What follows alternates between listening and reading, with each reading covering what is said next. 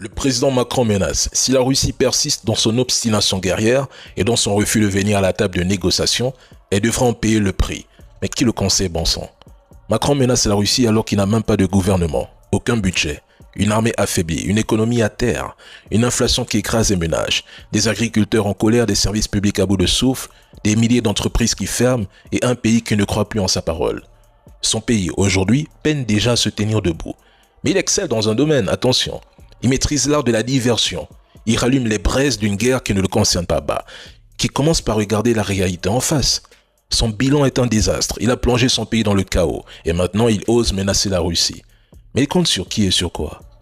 Il ne parle que de crise internationale, de conflits, de menaces qu'il brandit sans jamais être invité aux véritables tables de négociation. Il n'a rien fait pour Israël et Gaza, rien pour l'Inde et le Pakistan, rien pour l'Arménie et l'Azerbaïdjan, rien pour le conflit frontalier entre le Cambodge et la Thaïlande, rien non plus au Sahel, au Mali, au Burkina et au Niger. Et c'est en Ukraine qui prétendrait changer le cours de l'histoire? Seuls les trolls manipulés depuis 2022 y croient. Nous, on rit franchement en laissant la presse occidentale annoncer encore la victoire ukrainienne ou l'effondrement de l'économie russe. Les Français veulent sa démission, sa destitution. 8 premiers ministres, crise politique, sociale, économique et énergétique, mais qu'il quitte sa fonction avec le peu de dignité qui lui reste, qu'il démissionne, au lieu de menacer la Russie qui est devenue la 4e puissance économique mondiale en termes de parité de pouvoir d'achat, selon le rapport 2025 du FMI.